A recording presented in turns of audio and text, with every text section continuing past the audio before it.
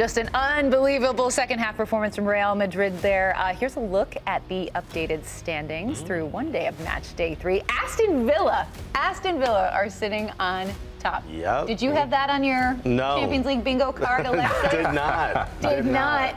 What an outstanding performance from them. Monaco up there as well. With the win yesterday, Milan get out of that elimination zone, so that was an important win for them. Not terribly convincing, but we'll chat more on that later. But let's get into that Real Madrid Borussia Dortmund match, because this one was wild. This is, Nico, you've talked a lot about this new format of Champions League and how this felt like the type of match that we wanted in this league phase. Did it not? Like, it was just, I agree. It was a rematch of the final last year, and two teams that have a lot of experience in this competition.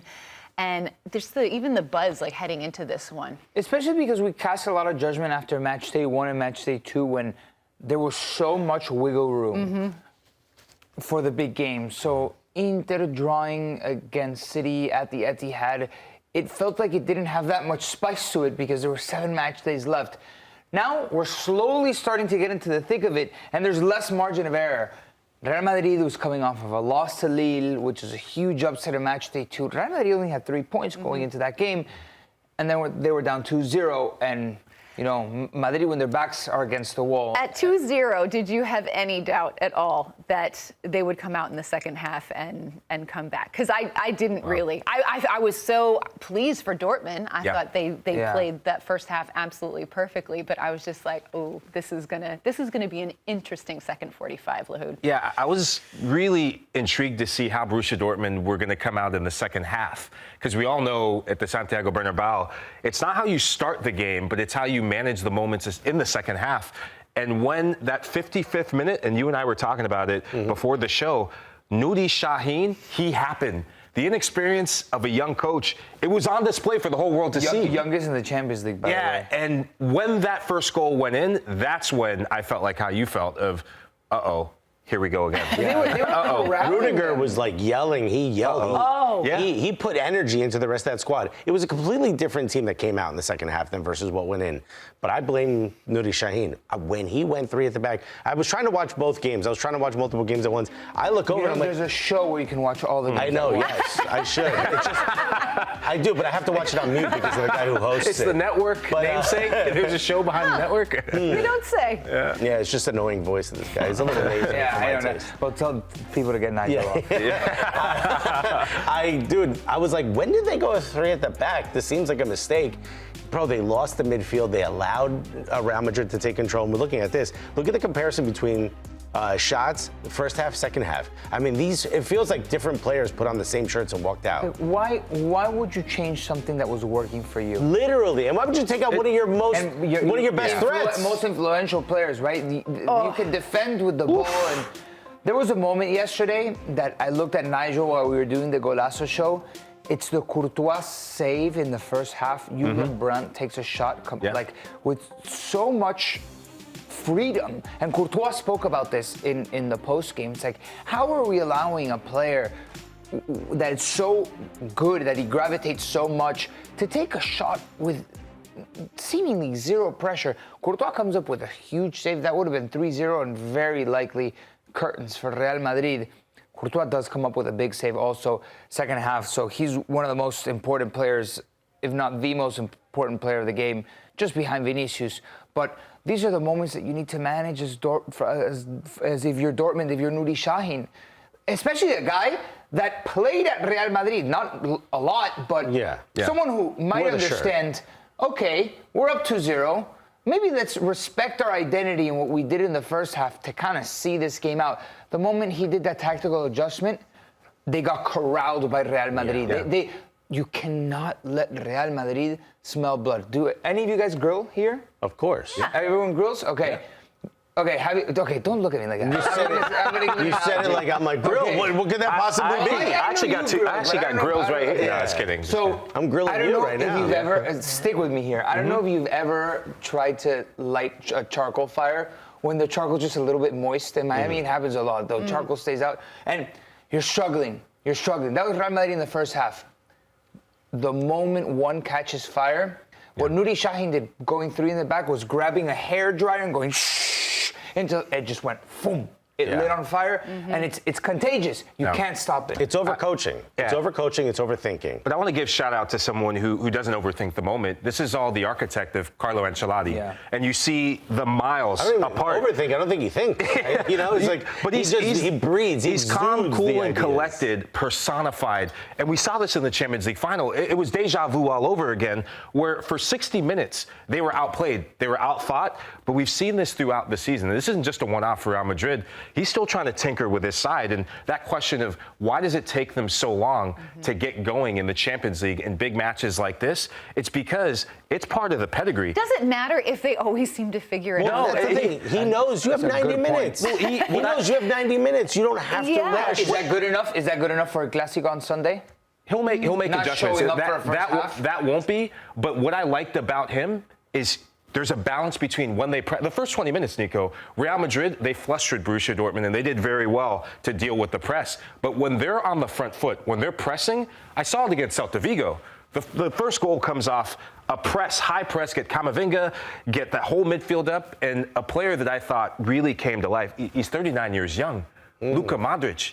As soon as he started going to press, I mean, one of the goals came, I think the Rudiger goal came off of him pressing, winning the ball, losing it, pressing again, counter-pressing, winning the ball, and then Mbappe gets it, then puts in the cross for Rudiger. So it really starts from that midfield line, the Jude Bellinghams, the tireless workers that really prop up that front three to cook. Yeah, let's Look at how far this guy has gone on again, and I won't get tired of repeating it. When Benzema? This was a guy who 3 years ago, Benzema, the best player on the team, went to Mendy and said, my brother in Christ, who not passing the ball, he's playing against us. Yeah. And he's now going to win a Ballon d'Or. Is there any doubt that he is not going to win? No. This is, like Nico said, this is the game that put any argument there was, any doubt there was about who the best player in the world right now, not James Rodriguez, but who the best player in the world right now is, I know. In world football, it's Vinicius Jr. Yeah. And when you think of the greats, in football, the Leo Messis, the Ronaldos, the Fenomeno, R9 himself, Zidane after him, there's an inevitability about their greatness on the world's biggest stage that it's only inevitable. It's only a matter of time till that gulf in class and that difference in class under high pressure and big moment situations, that quality shines through. And for him to do it, time and time again, this is the same guy in the last 18 months that when Real Madrid need a goal, it's Vini Jr. that's coming up with big goals. A winger by nature who's becoming a goal-scoring phenomenon right before our eyes. The guy is going to be one of the best players, not one of the best, but he is the best player, and he could be that dominant force for some time to come. Emilio Butragueño, historic Real Madrid player, yesterday said that goal reminded him of Pelé. And Butragueño is not a guy for hot takes. I think it means something that if a former Real Madrid player, a legend, is saying that, he's not comparing Vinicius with Pelé. He's saying that last play reminded him of Pelé. I mean, what a compliment. That is huge. And especially for a Brazilian. Yeah, yesterday's performance was, one that you'll remember for a really long time. And just, it keep that mystique of Real Madrid. He's the one that's keeping it alive. He's telling Mbappe, look what we can do. This is what this team is about. Speaking of Mbappe, I'm curious. Is there a world in which Kylian Mbappe can win a Ballon d'Or while Vini Jr. is question. Still? Yes. Yeah, very much so. And can I tell you something? Where does that power dynamic have to shift? Because right now it does feel like this is Vini Jr.'s Real Madrid team. You need to grasp it, because we're not so far removed from reality. This summer, the hair split, and we're now here. But this could have very well been Toni Kroos Ballon d'Or winner. If it was for a little bit more of a successful year of Germany, if Germany would have got to a final, we'd be talking about a retired Toni Kroos winning the Ballon d'Or. It's a fractional difference. And Kylian Mbappe has to step up to the plate and seize the moment. And it's not going to be this year, obviously, but I'm talking about the ceremony on Monday. But a little late for that. Still very early in the season, right? Yeah, and I think Real Madrid the shirt will always be bigger than the player that's wearing it, but who's the first name you think about when you think of Real Madrid? That's what it means to take hold. And if you are that player that we think about first, if you're the first name here to do that, exactly, you become immediately a candidate for Ballon d'Or because you're going to expect Real Madrid to get to the Champions League final. You're going to expect Real Madrid to get to the later stages, near top, if not top, of La Liga, of La Copa del Rey. All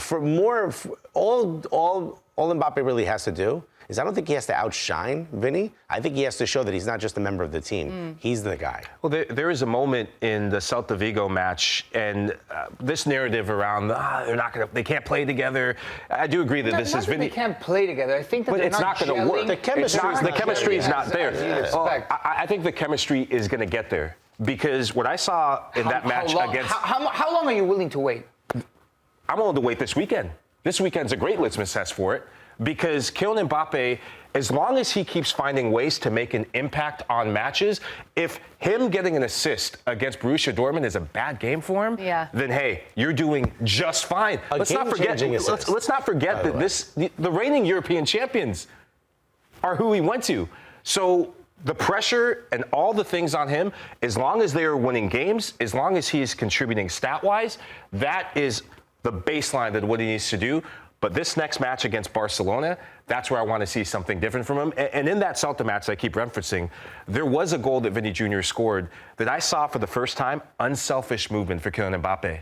Recognizing that, okay, I may not be the one, I already got my goal, but I don't need to be the one who's constantly forcing the issue. Now if I can make space for my teammates after I get a goal and their assist, where he checks off to the left, and then the slashing runs of a Vini Jr., you make your teams better, or teammates better, whether scoring goals or getting assists or with your movement, you're still doing your job. It alleviates the pressure off of Mbappe, and perhaps that's an instance where he then thrives in where that spotlight isn't consistently That's a new role for him. That's a new role for him. Collectively, it needs to come together. That it needs to be their understanding between the front three, and then not giving away a first half. It's not sustainable to cross your arms. And the players said it themselves. Courtois said it himself. Vinicius said it himself.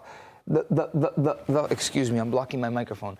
The first half, such a pro, was unacceptable for Real Madrid standard, and it's kind of ironic that they need to go down 2-0 to wake up. It feels like a satiated team at this point in the season. They've won it all several times. Match day 3 in Champions League, in a league phase that they know they're going to reach the next round. It feels like they need a knockout stage. They need to taste the elimination to then they really looked play. Very hungry, though, in the second half yesterday. But again, is that going to cut it throughout an entire season? Yes, and you asked the question earlier. Because they're so good, because they have so much quality. You asked the question earlier, is this enough for a Clasico coming up? I don't think so. Here's why I do. You have a team that now Carlo Ancelotti has a way of saying probably what he said at halftime, which is that's not good enough. We need to play better. Here's changes we can make. You've got Vini Jr. that's going to be walking in, potentially a Ballon d'Or winner, right? Certainly deserved. Not on Saturday. That's a good point. Or potentially leading Monday. Being a leader in that conversation.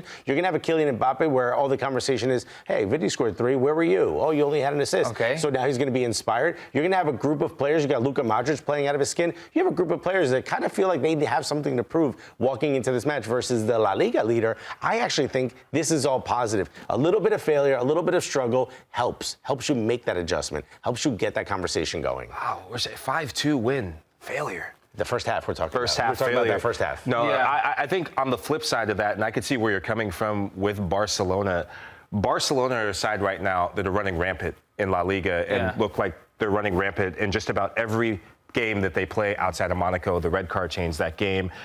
The one thing that can do Real Madrid in that I thought Borussia Dortmund exploited to a T in the first half is the loss of Dani Carvajal. The ability to play diagonals is something Barcelona do really, really well. Vasquez was good yesterday. Yeah. After Gittins came off the field, he was getting torched for 55 minutes. He was getting torched. And when you look at the options that Barcelona have on their side and they're getting healthier, I mean, if I'm Hansi Flick, I'm saying get it to Louis, play the diagonal, and get at Lucas Vasquez.